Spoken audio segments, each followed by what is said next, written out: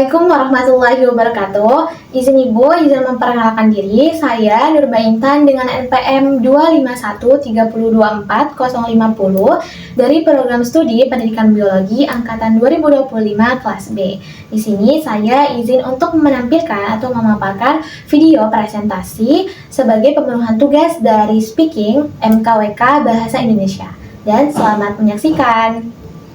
Bismillahirrahmanirrahim. Di sini saya akan membawakan materi mengenai ilmu tajwid. Jadi, ilmu tajwid itu apa sih? Ilmu tajwid merupakan ilmu yang digunakan untuk mengetahui kaidah dan juga cara membaca dari huruf-huruf Al-Quran secara baik dan benar.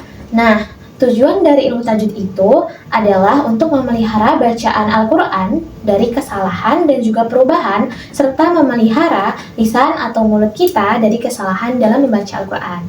Nah, hal-hal yang sebenarnya dipelajari di ilmu tajwid itu apa aja sih? Yang pertama pastinya ada huruf-huruf hijaiyahnya, yang kedua ada harakat-harakatnya, dan yang ketiga itu pastinya keterkaitan atau hubungan antara huruf-hurufnya dan juga harakat-harakatnya. Nah, seterusnya banyak juga yang bertanya sebenarnya hukum dalam mempelajari ilmu tajwid itu apa sih? Jadi, hukum dalam mempelajari ilmu tajwid itu adalah fardu kifayah sebagaimana hukumnya sholat jenazah. Jadi, ketika ada satu atau beberapa orang yang menjalankannya atau mempelajarinya, maka yang lain gugur. Tetapi hukum dalam membaca Al-Quran dengan baik dan benar itu adalah fardu ain atau fardu yang sangat dianjurkan.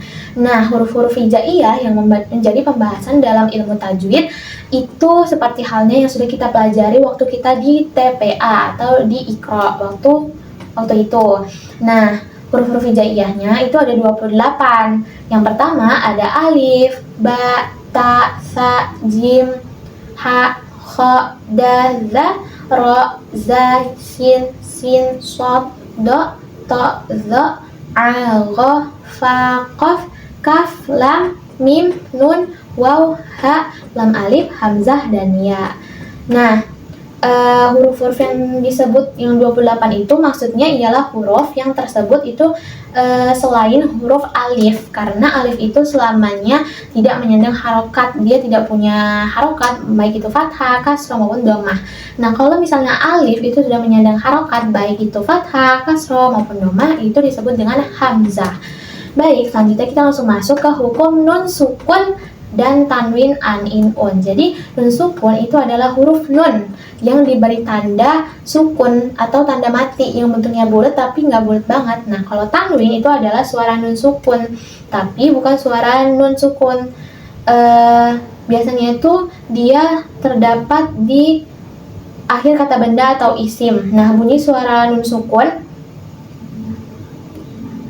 itu biasanya kalau misalnya tanwin itu sebenarnya seperti harokat, tetapi dia ada fathatain, terus ada kasrotain, dan juga domahtain. Kalau fathatain itu dibacanya an, kalau kasrotain itu dibacanya in, dan kalau domahtain itu dibacanya un. Nah, jadi sebenarnya hukum nun mati atau tanwin an in un itu ada 5, tetapi di sini saya akan menjelaskan beberapa saja. Nah, untuk hukum yang 5 tadi itu seperti halnya ada ilhar halki, terus ada ilgham bigunah, ada ilgham bilagunah, ada iklab, dan juga ikhfa. Nah, kita akan mempelajari hukum yang pertama yaitu ilhar halki. Jadi sebenarnya apa sih arti dari ilhar? Ilhar itu artinya jelas. Nah, kalau halki itu berasal dari kata halq yang artinya tenggorokan. Nah, hukum bacaan yang disebut ilhar halki itu apabila nun mati atau tanwin an in un itu bertemu dengan salah satu huruf-huruf halki. Nah, huruf-huruf halki itu ada 6. Yang pertama yaitu hamzah, ha, kho, ain, dan ghain. Nah, kalau misalnya huruf-huruf halq itu artinya mereka makhrajnya keluar dari tenggorokan atau kerongkongan. Nah, cara membaca nun sukun atau tanwin yang seperti ini itu harus jelas, nggak boleh samar ataupun dengung. Nah, contohnya yang pertama nih ada nun mati jumpa hamzah. Nah, nun mati jumpa hamzah, misalnya waman ahsana, jelas. Yang kedua ada nun mati jumpa ha, yaitu minhum. Yang ketiga ada nun mati jumpa ha, yaitu watun hituna. Yang keempat itu ada nun mati jumpa kha, yaitu min khalfihim. Yang kelima ada nun mati jumpa ain, yaitu an'amta, dibacanya jelas. Dan yang terakhir ada nun mati jumpa wa, yaitu fasayun ghiduna. Jadi idhar itu artinya adalah jelas. Nah, selanjutnya di sini juga ada fathatain, terus ada kasrotain dan juga domah tainnya. Nah, untuk contoh-contohnya bisa dilihat ini seperti ada contoh satu nih yang domah tain jumpa gha, yaitu ajrun ghairu gitu. Nah, baik, selanjutnya kita masuk ke hukum yang kedua, yaitu idgham bi gunnah. Jadi idgham itu artinya memasukkan atau mentasydidkan. Tasydid itu artinya ditekan dan ditahan 2 harokat. Sedangkan bi gunnah itu artinya mendengung.